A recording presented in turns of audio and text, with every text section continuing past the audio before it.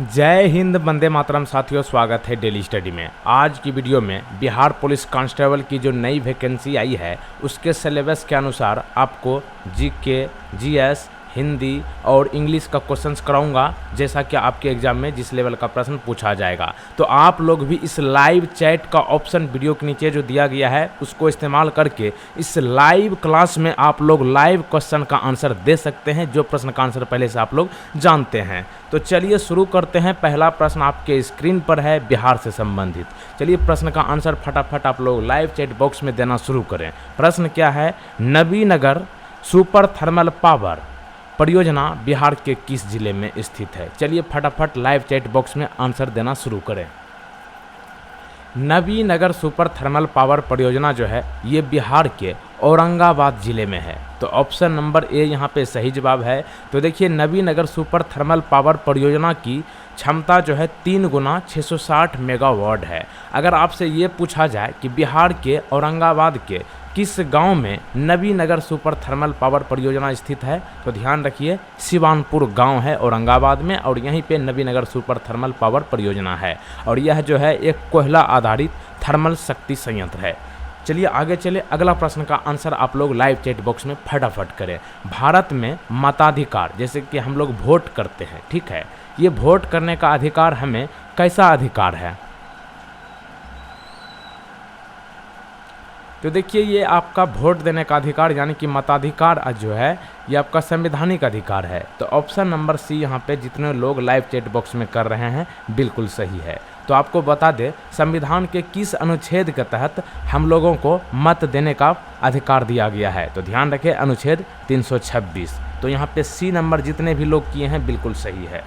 आगे चलें। अगला प्रश्न ये देखिए, ये है आपका लोटस टेम्पल, जिसे कि हिंदी में कमल मंदिर कहते हैं। बताइए ये कहाँ है इंडिया में लोटस टेम्पल? तो ये है आपका दिल्ली में। ऑप्शन नंबर बी यहाँ पे सही जवाब है। राजधानी दिल्ली में आपका ये लोटस टेम्पल है। आप देख लीजिए इस तरीके से, जो लोग गए हैं उसको तो कोई बात ही नहीं, उसको वैसे याद रहेगा। वैसे आप देख लीजिए लोटस टेम्पल यानी कि कमल मंदिर आपका दिल्ली में है। ये है आपका एक सह्याद्री टाइगर रिजर्व, ठीक है। सह्याद्री टाइगर रिजर्व जो है ये किस राज्य में स्थित है?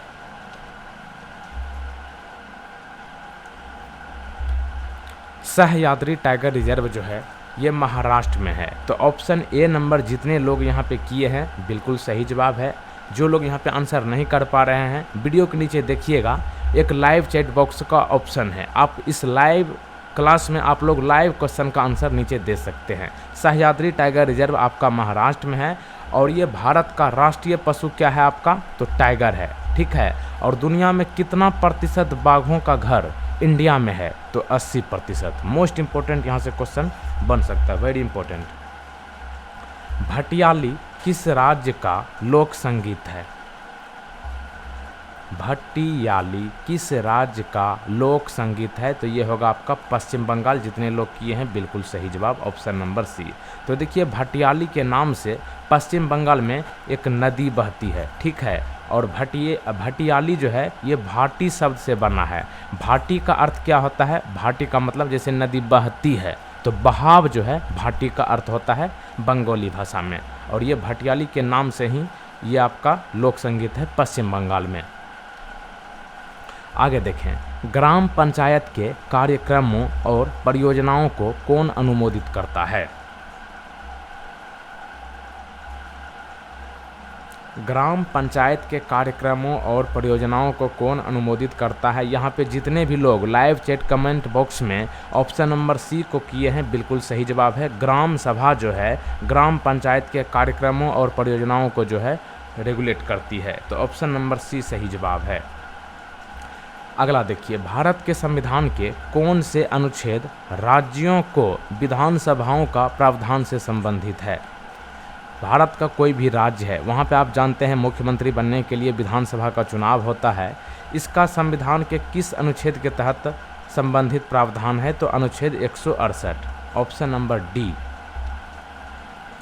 2011 की जनगणना के अनुसार भारत में इनमें से सबसे कम, ठीक है, सबसे कम आबादी वाला राज्य कौन सा है? देखिए, सबसे ज़्यादा आबादी तो इंडिया में यूपी का है, लेकिन सबसे कम की बात करें तो ये होगा आपका सिक्किम। तो ध्यान रख लीजिए, सबसे ज़्यादा 5 टॉप राज्य जिसका आबादी सबसे ज़्यादा है जनगणना 2011 के अनुसार। सबसे पहला नंबर पर है आपका यूपी, दूसरे पे है आपका महाराष्ट्र और तीसरे पे है बिहार, चौथा पे है आपका पश्चिम बंगाल और पांचवा पे मध्य प्रदेश। सबसे कम आपका सिक्किम है। तो यहाँ पे ऑप्शन नंबर बी जितने लोग लाइव चैट बॉक्स में किए हैं बिल्कुल सही जवाब है। आगे देखिए क्वेश्चन नंबर 9। मीर कासिम ने अपनी राजधानी को मुर्शिदाबाद जो है पश्चिम बंगाल में है, मुर्शिदाबाद से हटा करके कहाँ बिहार में राजधानी बनाया गया था मीर कासिम के द्वारा? तो ये है आपका मुंगेर, ऑप्शन नंबर सी। अच्छा, मुंगेर किस नदी के किनारे बसा है? गंगा नदी के किनारे। मुंगेर को योग नगरी के नाम से जाना जाता है और मुंगेर में भीमबंध वाइल्ड लाइफ सेंचुरी है। ठीक है, इनमें से कौन सा राज्य बाणसागर बांध परियोजना में शामिल नहीं है? देखिए, सबसे पहले आपको जानकारी होनी चाहिए कि बाणसागर बांध परियोजना जो है ये किन राज्यों में है।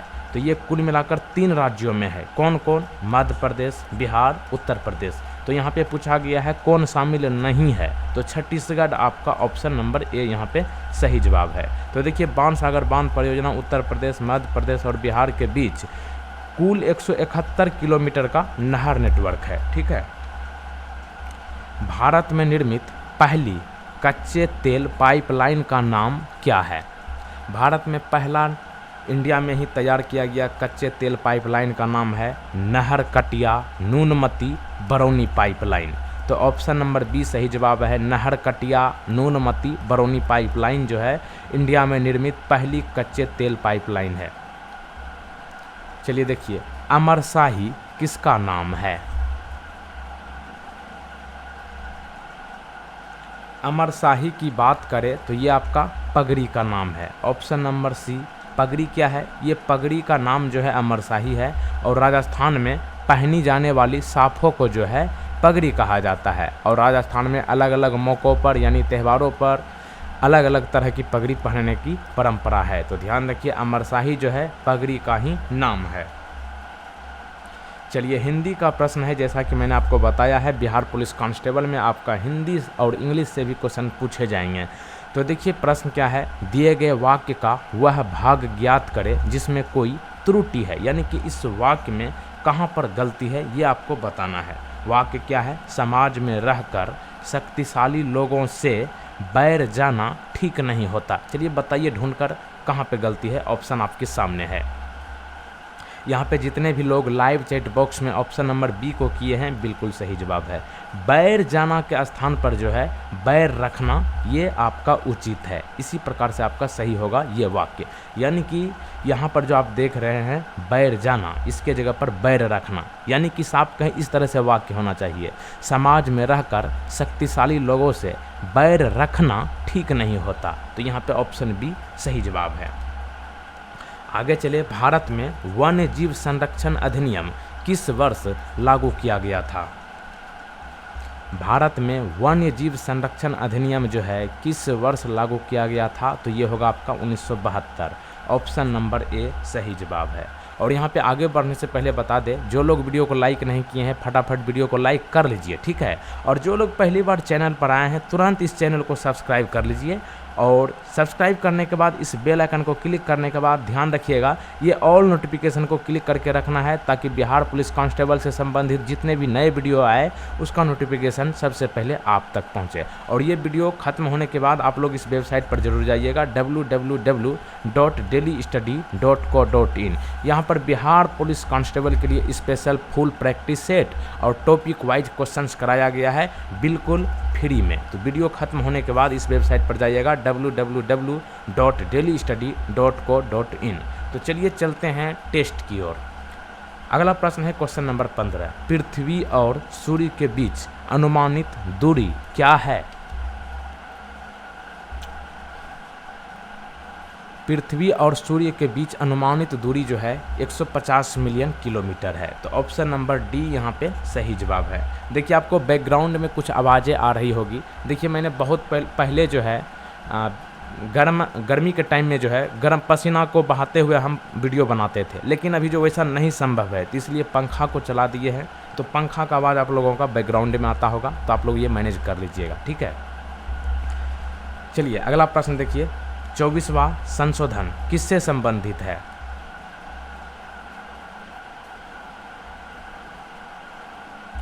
24वां संविधान संशोधन जो है ये मौलिक अधिकार से संबंधित है। ऑप्शन नंबर सी यहाँ पे सही जवाब है। तो देखिए 24वां संवैधानिक संशोधन अधिनियम जो है मौलिक अधिकारों सहित संविधान के किसी भी भाग को संशोधित करने के लिए संसद की शक्ति की पुष्टि की है। यानी कि संविधान में अगर आपको कहीं भी संशोधन करना है तो ये 24वां संविधान संशोधन में बताया गया है। वैसे अगर मैं आपसे पूछूं संविधान के किस अनुच्छेद के तहत संविधान में कहीं पर भी संशोधन किया जाता है, तो ध्यान रखिएगा अनुच्छेद 368 के तहत। और 24वां संविधान जो है मौलिक अधिकार से संबंधित है। और संविधान संशोधन बिल पर सहमति देना किसके लिए अनिवार्य है? तो भारत के राष्ट्रपति के लिए अनिवार्य है। और ये जो है 5 नवंबर 1971 को लागू हुआ था। आगे चले, प्रकाश कितना किलोमीटर प्रति सेकेंड की गति से यात्रा करती है? प्रकाश जो है आपका 3 लाख किलोमीटर प्रति सेकेंड की गति से ट्रेवल करती है। और ये जो है आपका खगोलीय दूरी का माप जो है प्रकाश वर्ष होता है। महानदी घाटी का सबसे बड़ा हिस्सा किस राज्य में स्थित है? महानदी घाटी का सबसे बड़ा हिस्सा जो है छत्तीसगढ़ राज्य में स्थित है। तो ऑप्शन नंबर बी यहाँ पे सही जवाब है। महानदी का उद्गम जो है रायपुर के समीप धमतरी जिले में स्थित सिहावा नामक पर्वत श्रेणी से हुआ है। और नदी की लंबाई जो है लगभग कितना है? 860 किलोमीटर है। और ये महानदी जो है आपका महाराष्ट्र, छत्तीसगढ़, झारखंड और उड़ीसा होते हुए बंगाल की खाड़ी में आकर गिरती है। भूटान का राष्ट्रीय खेल क्या है? भूटान का राष्ट्रीय खेल जो है तीरंदाजी है। ऑप्शन नंबर ए यहाँ पे जितने भी लोग लाइव चैट बॉक्स में कर रहे हैं बिल्कुल सही है। आगे चले, संविधान सभा ने राष्ट्रीय ध्वज को कब अपनाया था? संविधान सभा ने राष्ट्रीय ध्वज को कब अपनाया था? तो 1947 यहाँ पे सही जवाब है। तो देखिए ध्वज की लंबाई का चौड़ाई से, चौड़ाई मतलब क्या, ऊंचाई से अनुपात कितना है? तो 3:2। ठीक है, कहने का मतलब अगर आप 3 मीटर लंबाई कपड़ा लेते हैं तो 2 मीटर आपको चौड़ाई रखना होगा। रेशियो का मतलब क्या हुआ? 3 का मल्टीपल यानी कि 3 और 2 का गुणज। जैसे कि आप लोग 3 को डबल करना है, जैसे कि 6 मीटर आप लोग लंबाई लिए तो चौड़ाई आपको 4 मीटर करनी होगी। 9 मीटर लंबाई लिए तो 6 मीटर जो है क्या बोलते हैं, हाँ 6 मीटर आपको चौड़ाई करनी पड़ेगी। ठीक है, तो यही है आपका अनुपात। ठीक है, 3:2। और ध्वज की लंबाई चौड़ाई का अनुपात तो आपका 3:2 हो गया। 22 जुलाई 1947 को जो है संविधान सभा ने राष्ट्रीय ध्वज को अपनाया था। बीसीसीआई की स्थापना कब की गई थी? बीसीसीआई जो है इंडिया में जितने भी क्रिकेट होता है उसको रेगुलेट करती है। बीसीसीआई की स्थापना जो है 1928 में की गई थी। और बीसीसीआई का हेडक्वार्टर मुंबई में है। मुंबई वैसे भारत की आर्थिक राजधानी भी है। किस वर्ष संविधान सभा ने भारत के लिए एक प्रारूप समिति का गठन किया था? प्रारूप समिति मतलब ड्राफ्ट कमिटी। ठीक है, तो ये जो है ड्राफ्ट कमिटी का गठन यानी कि प्रारूप समिति का गठन जो है 1947 में किया गया था। और प्रारूप समिति का अध्यक्ष कौन थे? डॉक्टर भीमराव अंबेडकर यानी कि संविधान सभा के जनक। भारत का संविधान जो है कब अपनाया गया? 26 नवंबर 1949 को अपनाया गया था। लेकिन संविधान जो है पूरी तरीके से 26 जनवरी 1950 को लागू हुआ। ट्रायल वर्जन में 26 नवंबर को शुरू किया गया था, लेकिन पूरी तरीके से पूरे देश में 26 जनवरी 1950 को लागू हुआ था संविधान। सरकारिया आयोग ने अपनी रिपोर्ट कब पेश की थी? सरकारिया आयोग की बात करें तो ये रिपोर्ट जो है 1988 में पेश की थी। तो ऑप्शन नंबर सी सही जवाब है। सरकारिया आयोग ने जनवरी 1988 में अपनी 1600 पृष्ठों की रिपोर्ट प्रस्तुत की थी। और सरकारिया आयोग का अध्यक्ष जो है न्यायमूर्ति RS थे। भारतीय राष्ट्रीय ध्वज की डिजाइन किसने तैयार की थी? जैसे कि यहाँ पर आप इस कोने में देख रहे हैं, तिरंगा का ही हमने जो बैकग्राउंड में लगाया है, हमेशा वीडियो में देखते होंगे। तो ये डिजाइन जो है ये किसने तैयार किया था? तो ये तैयार किया है पिंगली वेंकैया। ऑप्शन नंबर डी यहाँ पे जितने भी लोग कर रहे हैं बिल्कुल सही जवाब है।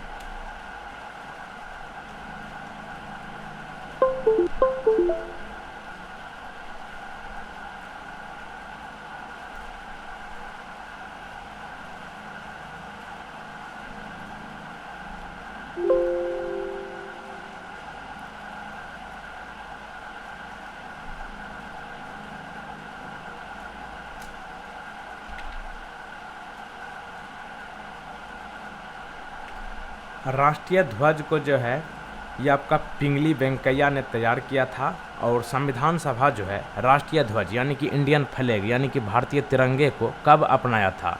22 जुलाई 1947 को। ठीक है, आगे चले। हिंदी का प्रश्न है, दिए गए वाक्य में रेखांकित खंड को प्रतिस्थापित करने के लिए सबसे उपयुक्त विकल्प का चयन करें। ठीक है, यहाँ पे वाक्य क्या है? अर्जुन ने धनुष से मछली का आंख पर निशाना लगाया। ठीक है, यहाँ पे जो अंडरलाइन वाला जितना भी पार्ट है इसको इम्प्रूव करके क्या किया जाए जो आपका सही हो जाए ये वाक्य। ठीक है, क्या है वाक्य? अर्जुन ने धनुष से मछली का आंख पर निशाना लगाया। तो देखिए मैंने जो आपको कहा था, धनुष से मछली की आंख, यही सही था। क्योंकि ये सही था इसलिए मैंने बोल दिया था, लेकिन प्रश्न में यहाँ पे का दे दिया है। तो ऑप्शन में आपको यहाँ पे की दिख रहा है, तो ये आपको इम्प्रूव कर देना है। इसके जगह पर ये लगा देना है, अर्जुन ने धनुष से मछली की आंख पर निशाना लगाया। तो ये वाक्य आपका सही हो जाएगा। तो इसलिए ऑप्शन नंबर ए यहाँ पे जितने लोग कर रहे हैं बिल्कुल सही जवाब है। आगे चले। भारत का कौन सा राज्य अधिकतम राज्य के साथ अपनी सीमा साझा करती है?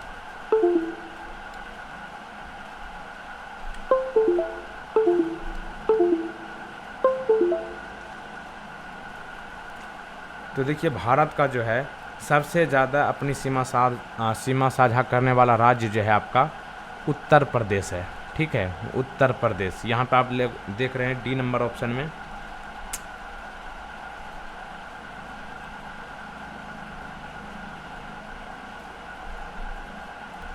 तो देखिए उत्तर प्रदेश जो है कुल मिलाकर भारत के 9 राज्यों से अपनी सीमा को साझा करती है। कौन कौन है? यहाँ पे आप देखिए उत्तर प्रदेश है, हिमाचल प्रदेश है, हरियाणा, दिल्ली, राजस्थान, मध्य प्रदेश, झारखंड, छत्तीसगढ़ और बिहार। और एक पड़ोसी देश नेपाल के साथ अपनी सीमा साझा करती है। तो ऐसे प्रश्न ये भी बन जाता है कि भारत का उत्तर प्रदेश राज्य जो है कुल मिलाकर कितने राज्यों के साथ अपनी सीमा साझा करती है? तो ध्यान रखिएगा 9, और एक पड़ोसी देश है। ठीक है, अगला प्रश्न देखिए, हैदराबाद शहर का संस्थापक कौन था?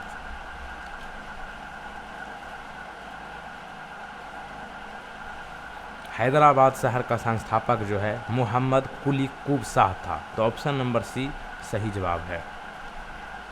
अगला देखिए, नलमला पहाड़ियाँ किस राज्य में स्थित है?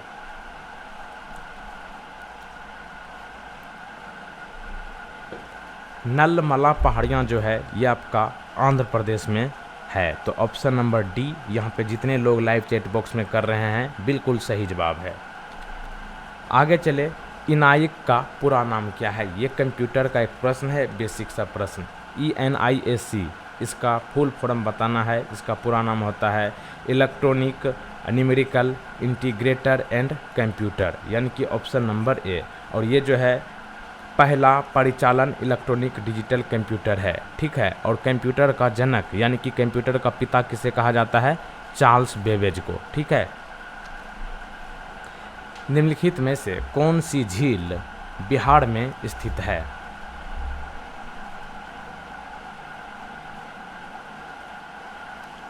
तो यहाँ पे आप देखिएगा इन 4 झील में से अनुपम झील जो है बिहार के कैमूर में स्थित है। ठीक है, सांभर झील की बात करें तो ये है आपका राजस्थान की राजधानी जयपुर में। ठीक है, जयपुर को पिंक सिटी यानी कि गुलाबी शहर के नाम से जाना जाता है।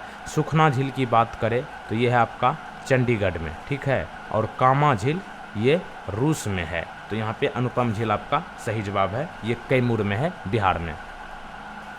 कौन सा बैंक भारत में करेंसी नोट का मुद्रण करता है?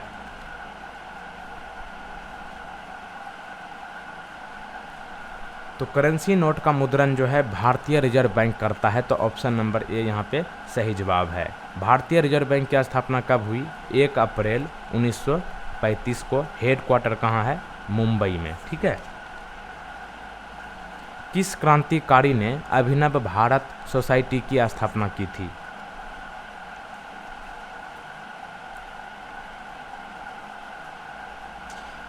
तो अभिनव भारत सोसाइटी की स्थापना जो है विनायक दामोदर सावरकर ने की थी। ऑप्शन नंबर बी यहाँ पे सही जवाब है। अगला देखिए, मुगल शासक शाहजहां ने अपनी बेगम किसकी याद में ताजमहल का निर्माण करवाया था?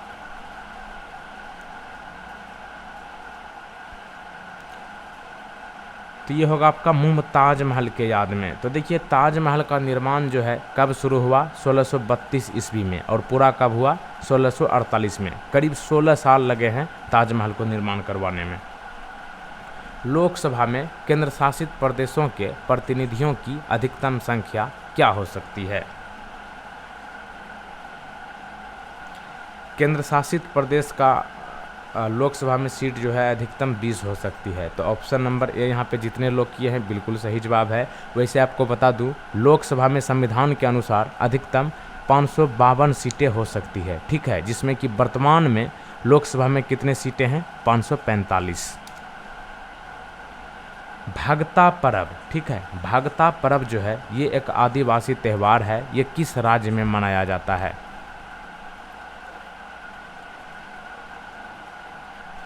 भगता पर्व जो है झारखंड में मनाया जाता है, इसलिए ऑप्शन नंबर डी यहाँ पे सही जवाब है।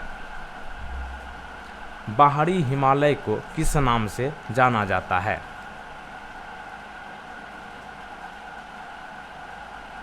बाहरी हिमालय को शिवालिक हिमालय के नाम से जाना जाता है। तो ऑप्शन नंबर बी यहाँ पे सही जवाब है।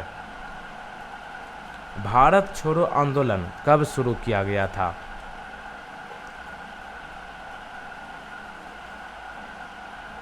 भारत छोड़ो आंदोलन जो है अगस्त 1942 में शुरू हुआ था। तो ऑप्शन नंबर ए यहाँ पे सही जवाब है।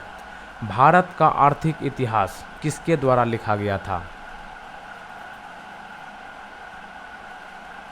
भारत का आर्थिक इतिहास जो है आरसी दत्त द्वारा लिखा गया था। तो ऑप्शन नंबर बी सही जवाब है।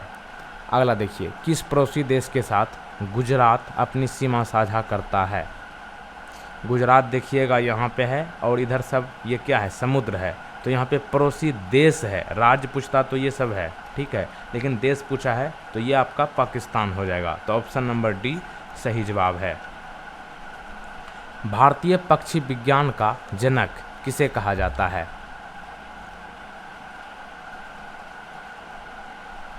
भारतीय पक्षी विज्ञान का जनक जो है ए.ओ. ह्यूम को कहा जाता है। तो ऑप्शन नंबर सी यहाँ पे सही जवाब है। तो देखिए, ए.ओ. ह्यूम जो है भारतीय राष्ट्रीय कांग्रेस के संस्थापकों में से एक थे और इन्हें भारतीय पक्षी विज्ञान का जनक तथा वैकल्पिक रूप से भारतीय पक्षी विज्ञान का पोप कहा जाता है। इंग्लिश का प्रश्न है, one word for using the right and left hand equally well, यानी कि अनेक शब्द का एक शब्द आपको यहाँ पे बताना है। क्या है sentence? Using the right and left hand equally well. इसका मतलब क्या होता है? वैसा व्यक्ति जिसका कि दोनों हाथ, बायां और दाहिना हाथ जो है एक जैसा कुशल हो, यानी कि दोनों में उतनी ताकत, जैसे कि लिखने की क्षमता है, एक ही जैसा राइटिंग लिखेगा दोनों हाथ से, ठीक है। तो उसको क्या कहते हैं? उस व्यक्ति को उसे कहते हैं एम्बी डेक्स्ट्रस। ऑप्शन नंबर सी ध्यान रखिए, एम्बी डेक्स्ट्रस जो है दोनों हाथों से, मतलब दोनों बराबर हो, दोनों हाथ का कुशल स्किल दोनों में बराबर हो, उसे कहते हैं एम्बी डेक्स्ट्रस। भारतीय अर्थशास्त्र के जनक किन्हें माना जाता है? भारतीय अर्थशास्त्र के जनक जो है दादा भाई नौरोजी को माना जाता है। तो ऑप्शन ए सही जवाब है। दादा भाई नौरोजी को भारत के ग्रैंड ओल्ड मैन के रूप में जाना जाता है। भारत के संविधान की मसौदा समिति के अध्यक्ष कौन थे? मसौदा समिति के अध्यक्ष डॉक्टर भीमराव अंबेडकर जी थे। तो ऑप्शन नंबर ए सही जवाब। अगला देखिए, गोपाल कृष्ण गोखले। गोपाल कृष्ण गोखले का नाम सुनते ही आपको याद आया होगा महात्मा गांधी जी। महात्मा गांधी जी के राजनीतिक गुरु थे गोपाल कृष्ण गोखले। और यहाँ पे आपसे पूछा गया है कि गोपाल कृष्ण गोखले के राजनीतिक गुरु कौन थे, यानी कि महात्मा गांधी जी के गुरु कौन थे? तो ये होगा आपका MG. Ranade, option number D. तो देखिए एम.जी. रनाडे जो है ये एक भारतीय समाज सुधारक थे और न्यायाधीश और लेखक भी थे। तो ध्यान रखिए, महात्मा गांधी जी के राजनीतिक गुरु थे गोपाल कृष्ण गोखले और गोपाल कृष्ण गोखले के राजनीतिक गुरु थे एम.जी. रनाडे। उस बल का नाम क्या है जिसके द्वारा पृथ्वी सब कुछ अपनी ओर खींचती है?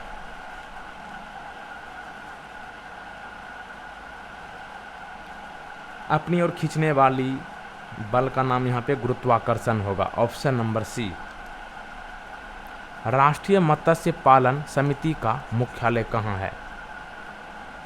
मत्स्य पालन क्या, मछली पालन इसका एक कमेटी है, ठीक ना। इसका हेडक्वार्टर जो है हैदराबाद में है। हैदराबाद तेलंगाना की राजधानी है। तेलंगाना की स्थापना कब हुआ है? 2 जून 2014 को, ठीक है।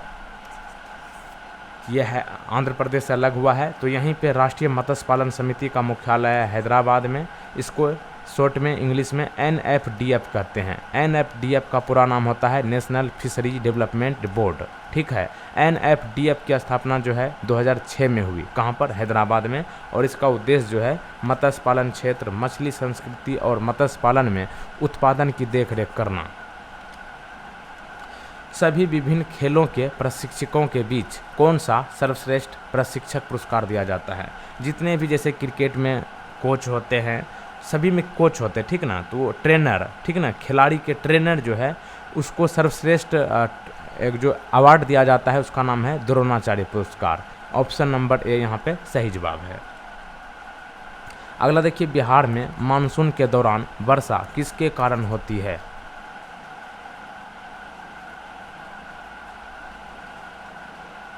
मानसून के दौरान वर्षा जो है आपका दक्षिण पश्चिमी मानसून होती है बिहार में, ठीक है। तो ऑप्शन नंबर डी। राष्ट्रीय मतदाता दिवस कब मनाया जाता है? 26 जनवरी को क्या मनाया जाता है? गणतंत्र दिवस, ठीक है। ठीक एक दिन पहले जो है आपका राष्ट्रीय मतदाता दिवस मनाया जाता है, 25 जनवरी, याद कर लीजिए। Option number C. Raja Ram Mohan Roy, यानी कि राम मोहन राय जो है, राजा राम मोहन राय पहले राम मोहन राय के नाम से जाना जाता था। बाद में उसको जो है राजा की उपाधि दी थी। राजा की उपाधि राम मोहन राय को किसने दिया था, ये बताइए। राम मोहन राय को राजा की उपाधि मुगल सम्राट अकबर द्वितीय ने दिया था, जिसके बाद पूरा क्या हो गया? राजा राम मोहन राय। अब एक प्रश्न आपके लिए है, बिहार दिवस कब मनाया जाता है? नीचे कमेंट बॉक्स में आपको बताना है। आज मैंने आपको इस वीडियो में 50 क्वेश्चंस कराया जो कि आपके सिलेबस के अनुसार है। और वीडियो के अंत में इस वीडियो को ज़्यादा से ज़्यादा आप लोग शेयर कीजिए। और यहाँ पे आप लोग ज़रूर जाइए इस वेबसाइट पर www.delhistudy.co.in। यहाँ पर आपको बिहार पुलिस कांस्टेबल के लिए स्पेशल फुल प्रैक्टिस सेट और टॉपिक वाइज क्वेश्चंस कराया गया है आपके सिलेबस के अनुसार, बिल्कुल फ्री में। तो यहाँ पे आप लोग ज़रूर जाइए www.delhistudy.co.in। एक बार यहाँ पे अवश्य आप लोग पधारें। जय हिंद, वंदे मातरम। मिलते हैं अगले वीडियो में। Thank you.